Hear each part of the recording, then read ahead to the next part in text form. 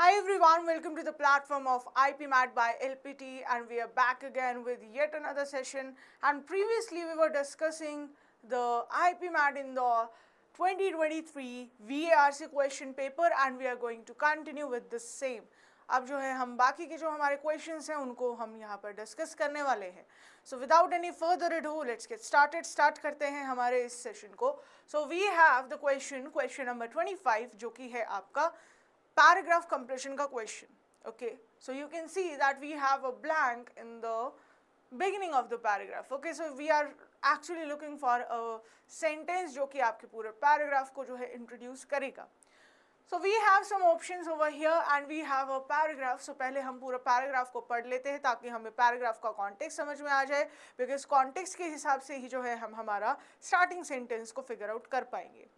So we have dash conflicts are now brewing over rivers and river basins shared by many countries around the world. There is not unexpected given the fact that more than 200 water bodies are shared by 2 or more countries. Strife over water, for example, is erupting throughout the Middle East, from the watersheds of the Nile to the Tigris and the Euphrates. Okay, so यहाँ पर जो है क्या बोला गया है, यहाँ पर जो है अब कंट्रीज़ में वाटर बॉडीज़ को लेकर जो है यहाँ पर कन्फ्लिक्ट शुरू हो चुका है, और यहाँ पर कुछ एग्जाम्पल भी दिए जैसे कि मिडल ईस्ट में जो है इस तरह के जो है कन्फ्लिक्ट जो है वो इरप्ट हो रही है.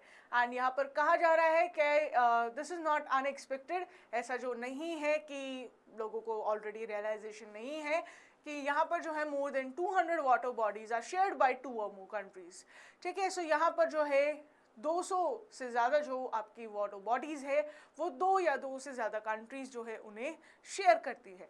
सो ऑप्शन ही कह रहा है with water becoming increasingly scarce and development of new sources of water extremely costly, international water tensions are expected to rise. B कह रहा है it might be a cliche but given how scarce it is, water is the new oil of the 21st century. C कह रहा है fresh water is increasingly in short supply with nearly 2/3 of the global population living in water stressed conditions. D कह रहा है the world does not consider water to be the scarce resource it is. Okay, so D यहाँ पर जो है cancel हो जाएगा, because अगर स्कार्सिटी नहीं है वाटर की, सो यहाँ पर जो है वर्ल्ड में फिर कन्फ्लिक्ट्स क्यों होते. सो यहाँ पर अगर आप देखो तो यहाँ पर क्या बात की जा रही है पूरे पैराग्राफ में कि यहाँ पर जो है डिफरेंट वाटर बॉडीज़ की बात की जा रही है, रिवर और रिवर बेसिन्स की बात की जा रही है कि ऐसे वाटर बॉडीज़ पर जो है क्या हो रहा है, कन्फ्लिक्ट्स जो है हो रहे हैं, डिफरेंट कंट्रीज़ के बीच में जो है कन्फ्लिक्ट्स हो रहे हैं. राइट, सो यहाँ पर कौन सा जो है सेंटेंस इस कॉन्टेक्स्ट को यहाँ पर इंट्रोड्यूस कर रहा है, दैट इज सेंटेंस ए. ठीक है, सो यहाँ पर जो ए ऑप्शन में आपका सेंटेंस है that is with water becoming increasingly scarce, development of new sources of water extremely costly, international water tensions are expected to rise. So यहाँ पर जो है इंटरनेशनल लेवल पर जो है वाटर को लेकर जो है टेंशंस की बात की जा रही है, और यही जो है आपको कॉन्टेक्स्ट अपने पैराग्राफ में भी देखने को मिलता है. So that is what the correct answer for this question will be what, option ए. इस क्वेश्चन का सही आंसर हो जाएगा option A. Now moving forward to next जो हमारा पैराग्राफ है, इसमें जो ब्लैंक प्रेजेंट है that is in the mid of the paragraph, that means we are looking for actually something जो आपके इनिशियल और जो लास्ट वाला पार्ट है पैराग्राफ का उसको जो है यहाँ पर पेयर अप करेगा. Right, so we are looking for this. So यहाँ पर देखते हैं कि आपको जो पैराग्राफ है इसका क्या कॉन्टेक्स्ट है. So we have a study of the social and cultural context of Indian poetry in English reveals several important insights into its origin. So यहाँ कह रहा है कि जो इंडियन पोइट्री है अगर हम इसका सोशल और कल्चरल कॉन्टेक्स्ट अगर देखें तो यहाँ से जो है काफ़ी सारे आपको जो है इम्पॉर्टेंट इंसाइट्स और इसके ओरिजिन जो है वो देखने को मिलेंगी. सो जो भी इंडियन पोइट्री इंग्लिश में लिखी गई है उसके बारे में यहाँ पर बात की जा रही है. Indian poetry in English began in Bengal, the province where the British first gain a strong hold. So जो इंग्लिश पोइट्री है इसकी शुरुआत कहाँ से होती है, बंगाल से होती है, क्योंकि यहाँ पर जो है ब्रिटिशर्स ने अपना डोमिनेंस यहाँ पर एस्टैब्लिश यही किया था सबसे पहले. Next we have in addition this poetry was a largely urban phenomenon centred in Calcutta.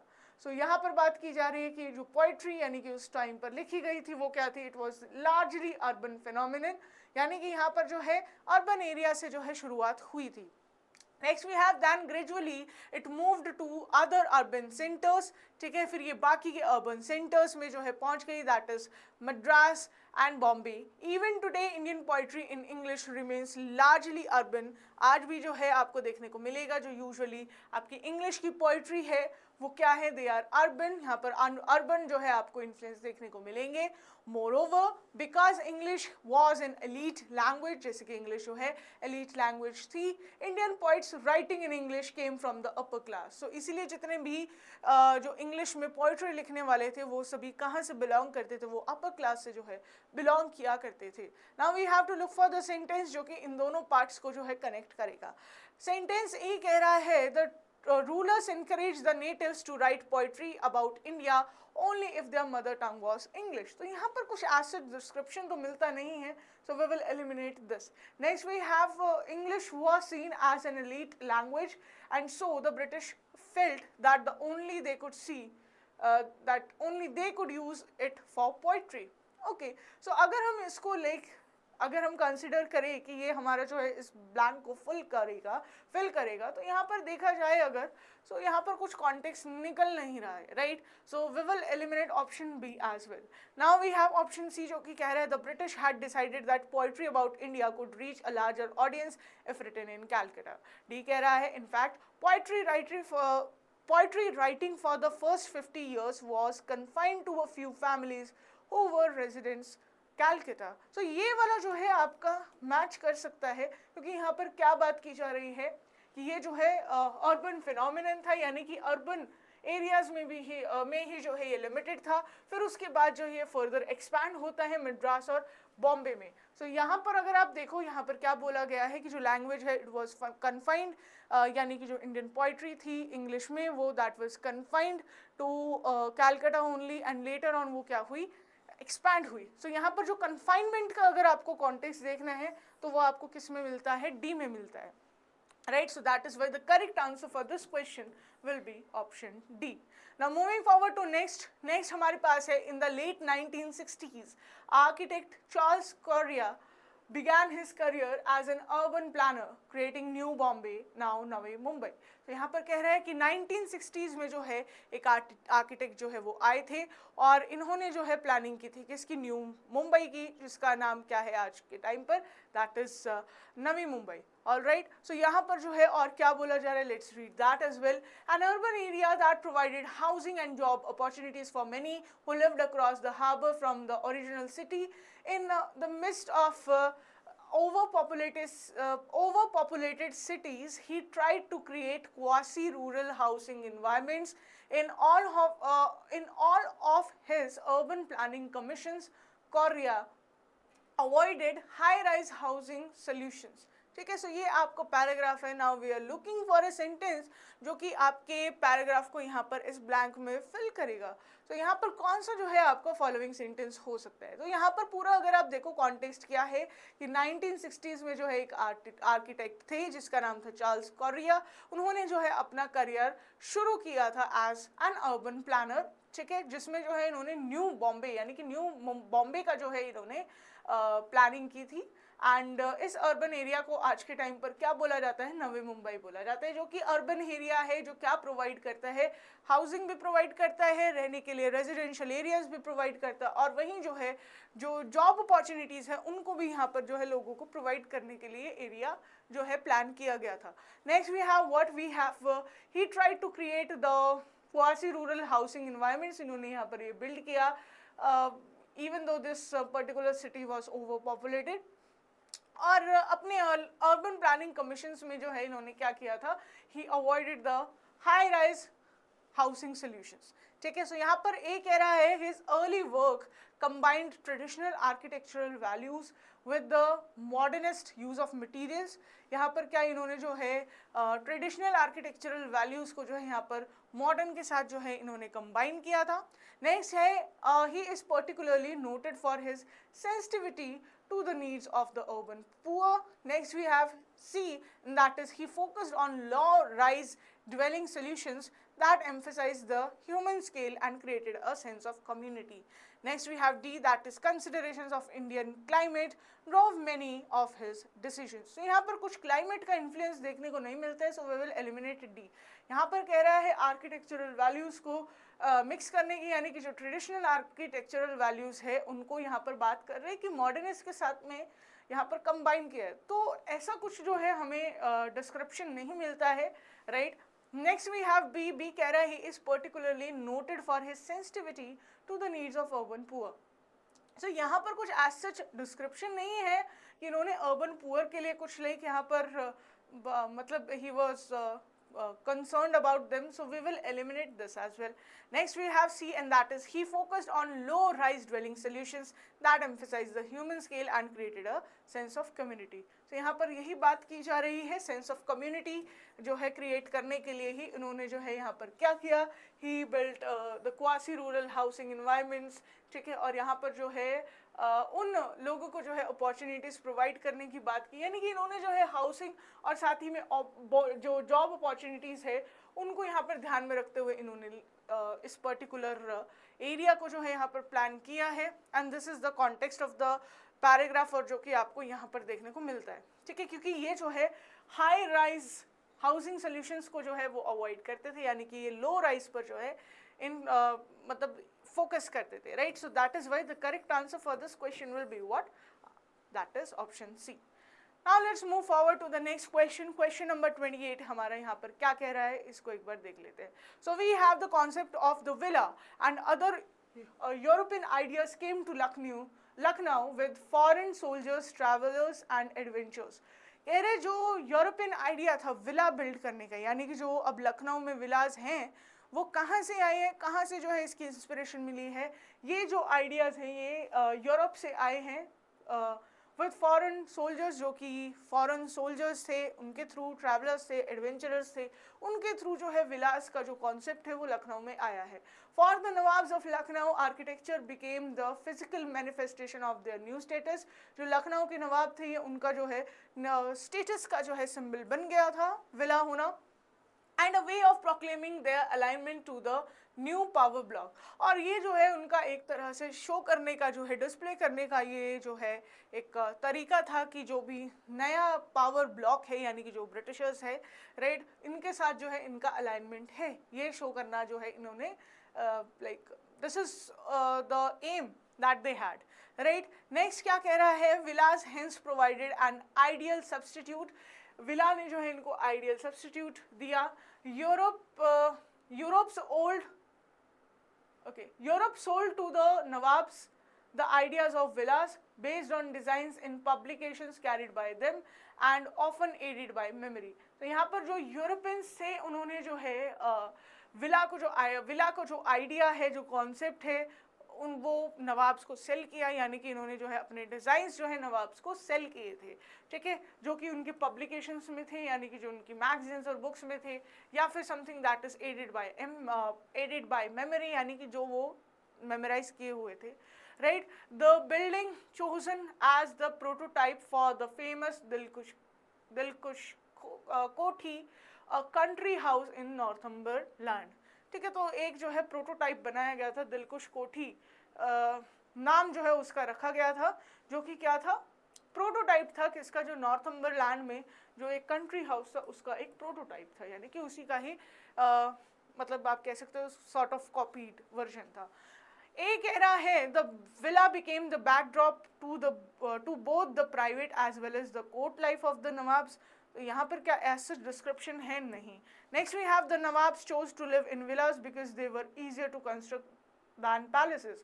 ये भी कुछ ऐसा सच यहाँ पर डिस्क्रिप्शन नहीं है.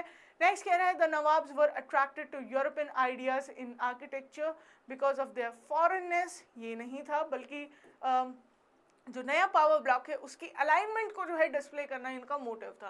नेक्स्ट कह रहे the nawabs of Lucknow fancied building palaces that resembled British ancestral homes. तो ये हो सकता है, right, and that is why यहाँ पर ये बात की गई कि proclaiming their alignment to the new power block, right. So that is why the correct answer for this question will be what, the correct answer will be option D, right. So इन्होंने जो है prototypes बनाए भी, that was just because they wanted to show the people कि इनका जो है alignment है ब्रिटिशर्स के साथ, they have the partnership with the Britishers, right.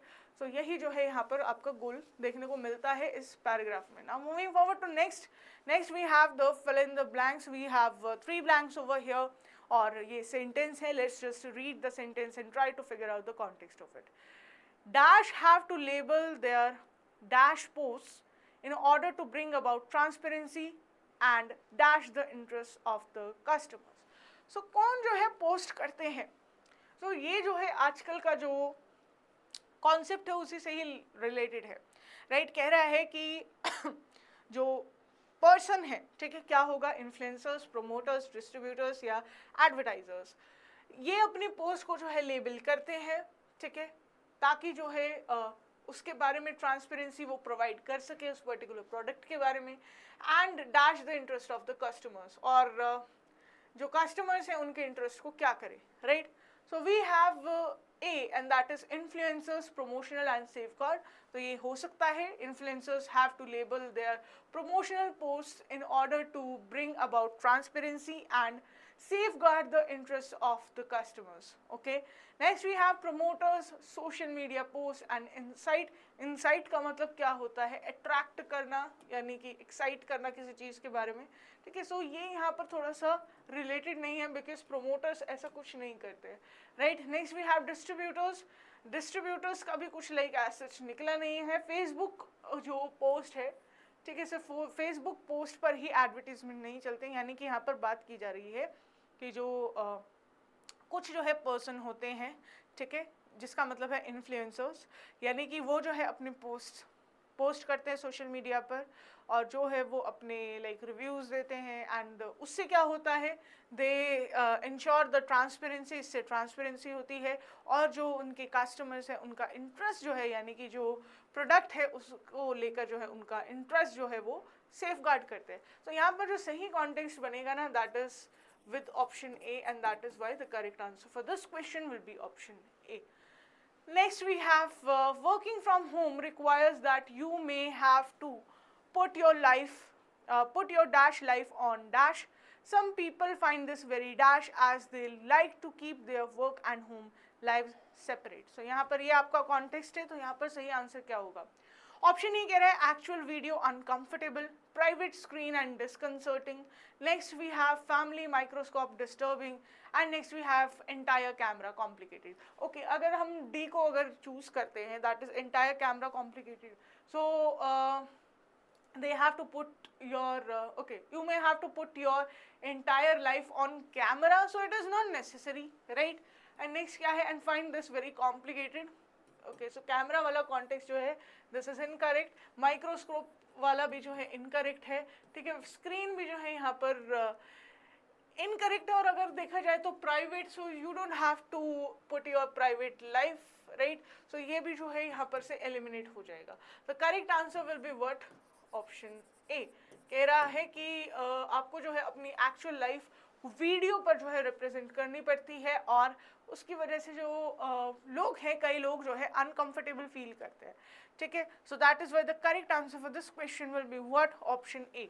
Alright, now moving forward to next question. Next question हमारे पास क्या है, in its early stages dementia is often dash, ठीक है। सो यहाँ पर आपको बताना है क्या, इनडिस्टिंग्विशेबल, इरिवर्सिबल, डिफरेंशिएटेड और डिस्टिंग्विशेबल, ठीक है। सो यहाँ पर और क्या है, next we have from normal ageing in which the older brain में naturally begin to show science of cognitive impairment, right. So कह रहा है कि बिल्कुल स्टार्टिंग में जो है डिमेंशिया जो है उसको क्या नहीं किया जा सकता, यहाँ पर ये बात की जा रही है, राइट। क्या मतलब करना जो है,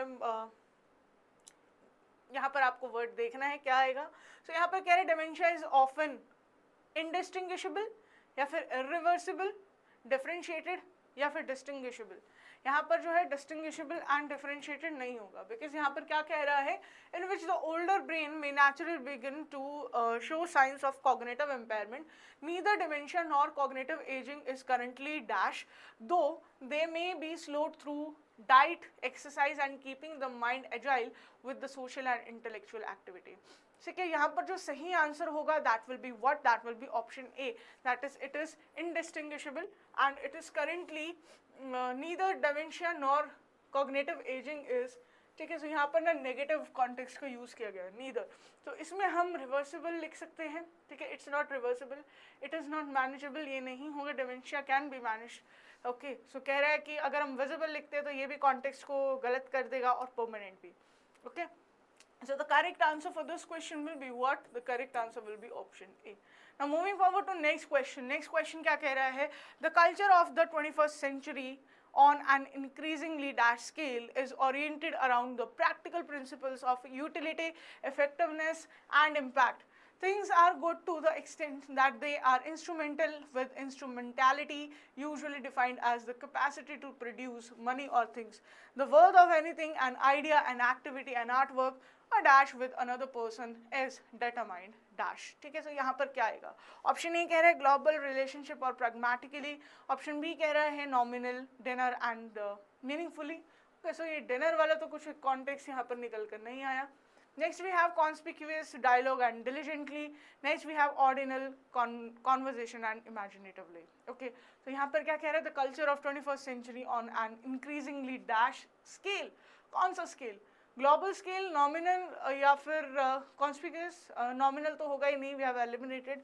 कॉन्स्पिक्यूअस होगा या ऑर्डिनल होगा? यहाँ पर ग्लोबल लेवल पर जो है बात की जा रही है, is oriented around the practical principles of utility and effectiveness. Okay, so next we have what we have, things are good to extent that they are instrumental and with instrumentality usually defined as the capacity to produce money or things, the worth of anything, an idea or an activity, an artwork or a dash. So यहाँ पर dialogue होगा क्या? Dialogue या conversation नहीं होगा, यहाँ पर relationship होगा, right. The correct answer for this question will be what? Option A, that relationship with another person is determined pragmatically. Okay, so as per the context of the paragraph, the correct answer will be what? Option A. Now moving forward to question number 33. Question number 33 क्या कह रहा है? The human resource chief said that the company will not dash, okay, debate, compromise, delay या prioritise. यहीं से जो है आपको पता चल ही गया होगा क्या होगा. will not dash on investing in people and has dash spending on employee needs in order to dash them and provide them with a sense of stability and certainty. यहाँ पर क्या कह रहा है? जो ह्यूमन रिसोर्स है, okay, जो human resource HR chief है, उन्होंने क्या कहा है कि कंपनी जो है वो क्या नहीं करेगी? डिबेट, कॉम्प्रोमाइज, डीले या प्रायोरिटाइज. ओके, सो यहाँ पर कॉम्प्रोमाइज की बात की जा रही है, right. So the context that will match over here will be of compromise. So यहाँ पर compromise on investing in people and has prioritise spending on employ needs in order to reassure them and provide them with a sense of stability and certainty. Okay, तो यहाँ पर confront का कुछ नहीं होगा, empowerment की भी बात नहीं होगी, include भी कुछ जो है strong point यहाँ पर नहीं दे रहा है, so we will eliminate option D as well, and the correct answer for this question would be what? Option B. Okay, now moving forward to next question. Next question हमारे पास क्या है? In the alleyways of old Cairo, in its cafes, warehouse and barber shops, framed portraits of Egyptian icons are dash. क्या होगा? Ubiquitous, we have fashionable, rare, substantial. Ubiquitous का मतलब क्या होता है? Present everywhere. So कह रहा है कि जब आप कायरो के एली वे में जो है चलते हो, वहाँ पर आपको कैफेज, वेयर हाउसेज और बार्बर शॉप्स देखने को मिलते हैं. तो वहाँ पर जो फ्रेम्ड पोर्ट्रेट्स है इजिप्शियन आइकॉन्स के, वो डैश हैं. ठीक है, फैशनेबल है, रेयर है, सब्सटैंशियल है. It will be present everywhere, right. यहाँ पर क्या कहा जा रहा है कि ये जो पोर्ट्रेट्स हैं वो हर जगह है, चाहे आप बात करो कैफेज की, वेयर हाउसेज की या बार्बर शॉप्स की. तो ये जो प्लेसेस जो है यहाँ पर मेंशन किए गए हैं, दैट शोज यहाँ पर इनकी प्रेजेंस जो है वो हर जगह है. ठीक है, सो यहाँ पर सही आंसर क्या होगा? ऑप्शन ए होगा. But let's see next blank में इमॉर्टलाइज्ड कैसे होगा. Kings, presidents, religious and political figures और are all dash on fading walls held up as symbols of a glorious past. यानी कि जो है even though these kings that have passed away या फिर जो political figures हैं, उनको जो है ये immortalize करता है, यानी कि आज भी जो है इनको अमर जो है consider किया जा सकता है because of these portraits, right? So यहाँ पर जो है सही आंसर क्या होगा? It will be option A. Now moving to next question. Next question यहाँ पर ये है, we have 4 sentences over here और 4 सेंटेंसेस में जो है एक वर्ड यहाँ पर यूज किया जा रहा है, that is caught. And now we have to see कि यहाँ पर कौन सा जो सेंटेंस है उसमें इस वर्ड का यूसेज जो है वो इनअप्रोप्रिएट हुआ है, राइट. सो ऑप्शन ए कह रहा है the musician would hear a cord in his head and play each note individually. Next कह रहा है teenagers may feel a need to cut the umbilical cord, tying them to their homes. Next we have to keep the key safe, she wore it on a cord around her neck. Next we have he purchased a cord of wood from the market. Okay, so यहाँ पर ये जो है B भी सही है, C भी सही है and D भी सही है. A जो है आपका ये इनकरेक्ट है क्योंकि यहाँ पर CORD कॉर्ड नहीं होता है, CHORD कॉर्ड होता है जो कि म्यूजिकल नोट होता है, राइट. सो यहाँ पर जो है करेक्ट आंसर जो है वो होगा that is option A. All right, now moving forward to next question. Question number 36 कह रहा है we have the word ring. Okay, so to catch the terrorist, the security forces formed a ring around the house where he was hiding. Okay, this is correct. Next we have they were all soaking wet and the mother told them to wring their clothes first and then put them to dry. Next we have the witch waved her wand, recited a magical verse, pressed the blue stone on her ring and vanished into thin air. ये भी correct है यहाँ पर. Next we have she had left home for the first time, so her parents made her promise that she would ring them up every day. ये भी सही है. ring them up का मतलब क्या हुआ? call them, right? So यहाँ पर जो incorrect है वो कौन सा है? that is B, because यहाँ पर ये ring नहीं आएगा, ये वाला ring आएगा. और इस वाले ring का मतलब क्या होता है? ऐसे like clothes को ऐसे ring करना, right? So that is why the correct answer for this question will be option B, क्योंकि यहाँ पर ये जो word है इसका usage incorrect है. Now let's move forward to next question. Next question है ये, और यहाँ पर जो word use किया जा रहा है that is climatic. So यहाँ पर जो है option A कह रहा है under certain climatic conditions hailstorms are formed in the atmosphere resulting in unexpected accidents.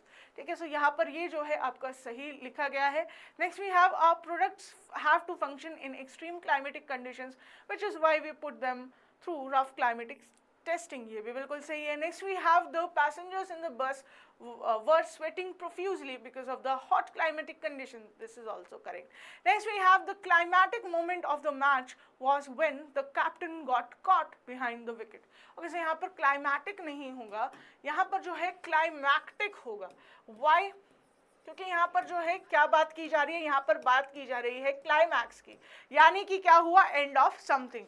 सो यहाँ पर जो है एंड ऑफ समथिंग की जो है यहाँ पर बात की जा रही है, एंड दैट इज वाई यहाँ पर जो करेक्ट आंसर होगा वो क्या होगा?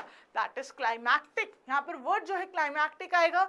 The correct answer for this question will be what? Option D. All right. Now moving forward to next question, question number 38. यहाँ पर word use किया गया है tide. It was full moon night and the tide was high, but he went boating and unfortunately he drowned.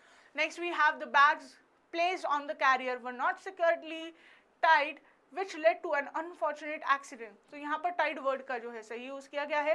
After many years of knowing one another, they eventually tied the knot. Tied the knot का मतलब होता है to get married. So यहाँ पर ये भी सही है. Next we have I have a good chance of a promotion since my firm has recently tied up. Tied up का मतलब होता है partner, to be partner with someone with a global conglomerate.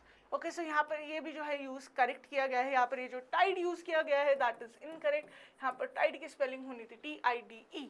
Okay, so the correct answer for this question will be what? Option A. Now moving forward to next question. Next question है हमारे पास further का use. रेस कह रहा है the politician was so flustered by the animosity of the crowd that he refused to answer further questions. Okay, so यहाँ पर use सही किया गया है. Next कह रहा है I live further away from college than all my classmates. Next we have if you need to further your career, you should avoid all kinds of distractions. And next we have D, that is we need to discuss this problem right away and avoid letting it fester any further.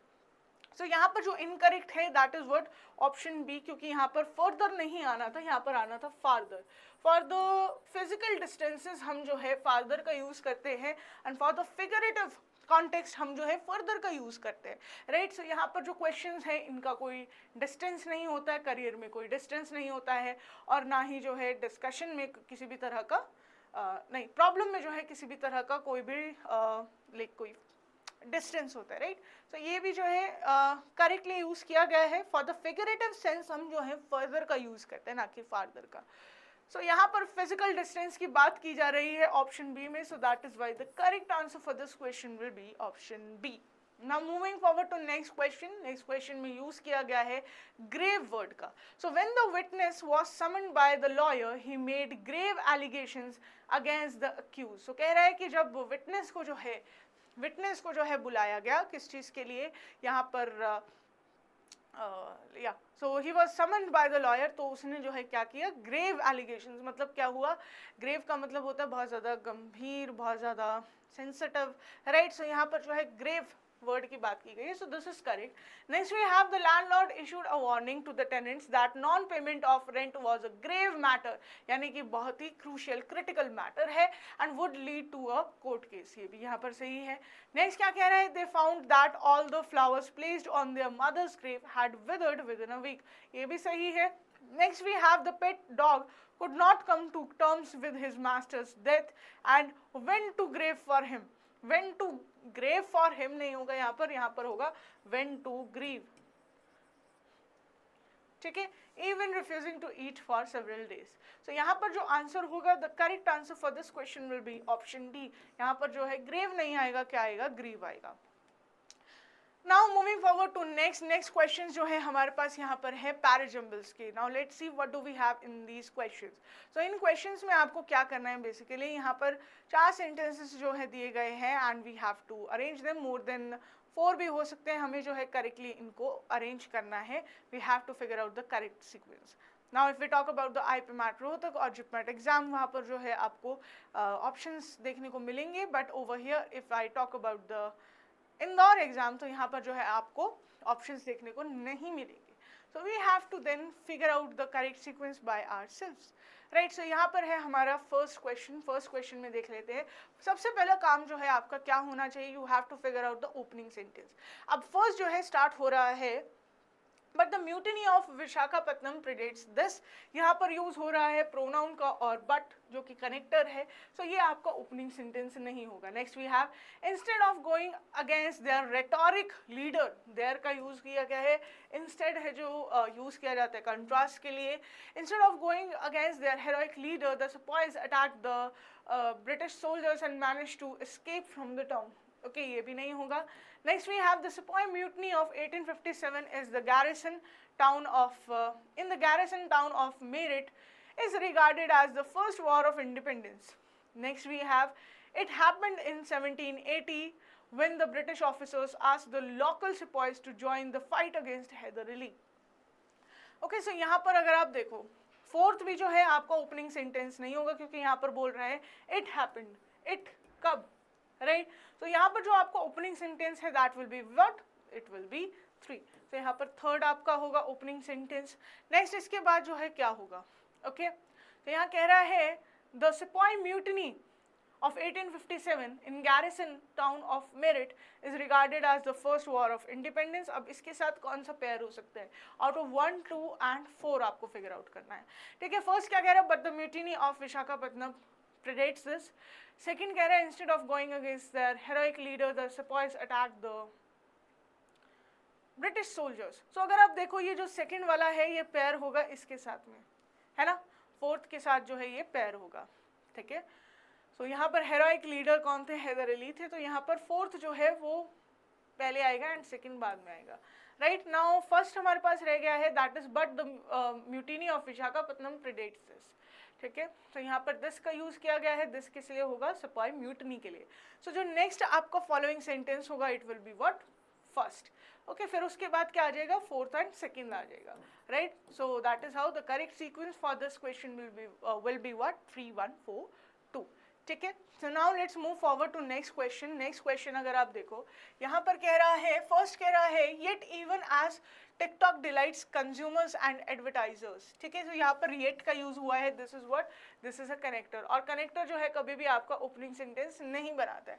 Next we have since launching 5 years ago the app has brought the app, article the, कौन सा app, ठीक है. तो यहाँ पर ये भी जो है आपका ओपनिंग सेंटेंस नहीं होगा, ना ये होगा. Next we have ByteDance its owner has its headquarters in China, whose government is addicted to surveillance and propaganda, making it a worrying place for a media app to be placed. Next we have with its wholesome. Okay, so यहाँ पर use हुआ है with its wholesome, यानी कि pronoun का use हुआ है, right? Dancing and lip syncing videos. TikTok once built itself as the last sunny corner of the internet. So यहाँ पर आपको पूछा जा रहा है थर्ड और फोर्थ में से आपका ओपनिंग सेंटेंस क्या होगा. ठीक है, यहाँ पर अगर आप देखो जो थर्ड सेंटेंस है, this is not giving you the introduction of the context of the paragraph. So यहाँ पर थर्ड भी जो है आपका ओपनिंग सेंटेंस कंसिडर नहीं किया जाएगा. सो आउट ऑफ दीज आपका जो फोर्थ सेंटेंस है, this will be considered as the opening sentence. क्या कह रहे हैं? With its wholesome dancing and lip syncing videos, TikTok once built itself as the last sunny corner on the internet. So यहाँ पर जो TikTok बोला जा रहा है that it was very famous for dancing and lip syncing videos, but एक बार क्या हुआ, it became the last corner of the internet. यानी कि एक टाइम के बाद जो है इसका यूसेज, जो पॉपुलैरिटी है वो थोड़ा कम हो गई. अब नेक्स्ट इसके साथ में क्या पेयर करेगा? सो अगर आप फर्स्ट सेंटेंस को देखो, यहाँ कह रहा है yet even as TikTok delights consumers and advertisers, others believe the sunny app has a dark side. So कह रहा है कि जो टिकटॉक है वो यहाँ पर कंज्यूमर्स और एडवर्टाइजर्स को जो है डिलाइट करता है, बट इसकी जो है एक डार्क साइड भी है. तो यहाँ पर जो है फॉलोइंग सेंटेंस जो होगा वो फर्स्ट होगा, बिकॉज जो फर्स्ट सेंटेंस है वो कंट्रास्ट कर रहा है किसके साथ. ओके, यहाँ पर सॉरी थोड़ा सा जो है इशू है, एक सेकेंड. यहाँ पर फर्स्ट नहीं आएगा ना, what should be the following sentence. ठीक है, नेक्स्ट कह रहा है since launching just 5 years ago the app. ठीक है, सो यहाँ पर the app has brought a warm glow to its 1 billion plus users as well as an icy dash of competition to the social media incumbents of Silicon Valley. So यहाँ पर क्या बात कर रहे हैं? सबसे पहले इंट्रोडक्शन देगा, right. We talk about the positives and then we will talk about the negatives, right. So यहाँ पर क्या है कि जब ये लॉन्च हुआ था 5 साल पहले लॉन्च किया गया था, राइट. और इससे जो है 1 billion प्लस फॉलोअर्स जो है वो यहाँ पर आ गए थे, यूजर्स आ गए थे टिकटॉक के. सो जो नेक्स्ट फॉलोइंग सेंटेंस होगा हमारा वो क्या होगा? 2 होगा, right. The app has brought a warm glow to its 1 billion plus users. और साथ ही में जो है इसने एक कॉम्पिटिशन भी दिया दूसरे सोशल मीडिया इनकम्बेंट्स को जो कि सिलिकॉन वैली से बिलोंग करते हैं, यानी कि जो बड़े बड़े ऐप्स है लाइक इंस्टाग्राम और जो बाकी सोशल मीडिया ऐप्स हैं उनको जो है इसने एक कंपटीशन दिया था, एक स्ट्रॉन्ग कंपटीशन दिया था, राइट. सो यहाँ पर सेकंड जो है नेक्स्ट फॉलोइंग सेंटेंस होगा. अब इसके बाद क्या कह रहा है? Yet even as TikTok delights customers and advertisers, others believe the sunny app has a dark side. Okay, now third क्या कह रहा है? ByteDance its owner has its headquarters in China. Okay, so यहाँ पर जो है क्या कह रहा है कि ये जो है पूरा पॉजिटिव आउटकम था. अब येट से जो है हमारा कंट्रास्ट शुरू होगा, दैट इज इसकी एक जो है डार्क साइड है, और डार्क साइड ये है कि जो ByteDance है इसका जो ओनर है वो चाइना के हेडक्वार्टर इनका खुद का है, एंड जिसकी गवर्नमेंट जो है यानी कि चाइनीज गवर्नमेंट जो है it is addicted to surveillance and propaganda making. So यही जो है एक इसका डार्क साइड है जो कि बोला जा सकता है. And that is how the correct order for this paragraph will be what? 4, 2, 1, 3. Now moving forward to next question. Next question हमारा क्या है? Again we have 4 sentences over here and we have to figure out the correct sequence of it. So यहाँ पर जो है हमें अपना opening sentence ढूंढना है.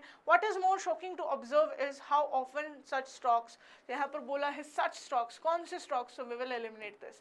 When the body temperature rises, our vital organs swell and this causes death. Okay, so यहाँ पर ये introduction नहीं दे रहा है, missing है. Next, one main reasons for this is that people underestimate how badly heat can affect. Okay, so यहाँ पर ये भी जो है क्या है आपका opening sentence नहीं होगा. Now what should be the opening sentence over here? The opening sentence will be fourth. कह रहे heat strokes have become more common in our country than ever before. ठीक है, सो यहाँ पर क्या कह रहा है? जो हीट स्ट्रोक है हमारी कंट्री में पहले से जो है बहुत ज़्यादा कॉमन हो चुका है, right. So fourth will be the opening sentence over here. So अब इससे पेयर अप होने वाला जो है क्या सेंटेंस हो सकता है? We have first that is what is more shocking to observe is how often such strokes lead to death. कह रहे कि केसेस तो बढ़ रहे हैं बट इसकी वजह से क्या है कि डेथ जो है वो स्ट्रोक्स की वजह से हो रही है. So the next pairing up sentence will be what, it will be first, right. Next उसके बाद क्या आ जाएगा, we will place third and then we will place second. So पूरे पैराग्राफ को हम रीड कर लेते हैं to check whether this paragraph is coherent और not. So we have heat strokes have become more common in our country than before. What is more shocking to observe is how often such strokes lead to death. Next हमारे पास होगा one main reason for this is that people underestimate how badly heat can affect the body. When the body temperature rises, our vital organs swell and this causes death. So यहाँ पर जो second और third है ये pair up हो रहे हैं, and that is why the correct sequence for this paragraph will be 4, 1, 3, 2. Now moving forward to next question. Question number 44 हमारे पास यहाँ है. Now we have to figure out the correct sequence of it. So we have once they reach a high altitude, they manage to travel all over the world. Okay, now the question is they who. So ये आपका opening sentence नहीं होगा. Next we have an expert from the team. From the team, कौन सी team? So this won't be the opening sentence as well. Next कह रहा है the wind carries them off. Them who, यहाँ पर जो है again incomplete है sentence. So this won't be the correct opening sentence. Next we have fourth, and that is a group of researchers were surprised to find that clouds had carried drug resistant bacteria over a long distance. So यहाँ पर जो है fourth आपका opening sentence हो जाएगा. ठीक है. So यहाँ पर next क्या हो सकता है, अब यहाँ क्या कह रहा है, यहाँ पर कह रहा है ड्रग रेजिस्टेंट बैक्टीरिया है. सो बैक्टीरिया का डिस्क्रिप्शन किसमें है, सेकंड वाले में. कह रहा है an expert from the team explain that the bacteria usually lived on the surface of vegetation such as leaves, right. तो कह रहे हैं कि ये जो बैक्टीरिया कहाँ देखने को मिलता है, लीव्स जैसे मतलब जो लीव्स जैसे जो सर्फेसेस है वेजिटेशन के यानी कि प्लांट्स के, वहाँ पर ये बैक्टीरिया जो है यूजुअली देखा जाता है. ठीक है. सो अब ये लीव्स पर है, लीव्स पर से क्या कहा जा रहा है कि क्लाउड्स पर कैसे पहुंचे. तो कैसे पहुंचेंगे, फर्स्ट कह रहे हैं once they reach a high altitude they manage to travel all over the world. Next कह रहे हैं the wind carries them off the surface and into atmosphere. तो ये यहाँ से जो है कहाँ गया, लीव्स से जो है कहाँ पहुंच गया, एटमॉस्फेयर में गया. तो थर्ड जो है इसका फॉलोइंग सेंटेंस होगा और लास्ट क्या हो जाएगा, वन हो जाएगा. So once they reach a high altitude, फिर जो है ये ट्रैवल कर पाते हैं, right. So this will be the whole logical sequence of these sentences. Now moving forward to next question, question number 45 यहाँ पर है. अब now let's figure out what should be the correct sequence of the sentences in this question. So we have this instance eliminate हो गया यहीं पर. Next कह रहा है participation in environmental education programs can motivate children to act responsibly towards the environment. This can be the opening sentence. Next कह रहा है they were motivated, ये भी आपको अपनी opening sentence नहीं होगा. They were motivated to act in ways that would help the environment. The environment, कौन सा environment? यहाँ पर environment का description आपको कहाँ मिल रहा है, second में मिल रहा है. Like using a reusable water bottle or refusing the use of plastic straws. 600 elementary school children from varied social and linguistic groups participated in an ocean pollution education program. Okay, so यहाँ पर अगर आप देखो यहाँ पर जो है environmental educational program की बात की जा रही है. जो आपका जो opening sentence होगा वो क्या होगा, second होगा. ये यहाँ पर जो है introduction दे रहा है कि इसमें जो है बच्चों को जो है ये motivate करने का यहाँ पर इस program का motive है कि वो जो है रिस्पॉन्सिबली एक्ट करे इन्वायरमेंट की तरफ, राइट. सो कैसे बिहेव करना है to ensure the stability in the environment, ये जो है यहाँ पर इंट्रोडक्शन दे रहा है. अब इसमें क्या होगा, इसमें होंगे 600 एलिमेंट्री स्कूल्स के बच्चों ने जो है यहाँ पर पार्ट लिया. तो नेक्स्ट फॉलोइंग सेंटेंस हमारा क्या होगा, फोर्थ होगा. ठीक है. सो यहाँ पर कह रहा है 600 elementary school children from varied social and linguistic groups participated in an ocean pollution education programme. ठीक है. नेक्स्ट इसके बाद क्या होगा, we have first and we have third. So first कह रहा है this instance highlights how young people, कौन सा instance, right, जिसका description यहाँ पर नहीं मिल रहा है. Next जो आपको following sentence हो जाएगा वो होगा third, क्योंकि कह रहे they were motivated to act in ways that would help the environment like using a reusable water bottle or refusing to use plastic straws. This instance, ठीक है, this instance highlights how young people from different backgrounds can make important contributions to climate change. Okay, so यहाँ पर जो है पूरा जो आपका overall जो context है, as per that the correct sequence of the sentences will be what? It will be 2, 4, 3, 1. Okay, so that was all for today, guys. I hope you've got the insight of this question paper, and here we have analyzed the question paper of IPMAT Indore 2023 in this session. So we will catch up soon later on the very same platform, and that is IPMAT by LPT. Till then, stay tuned and stay connected with this particular platform.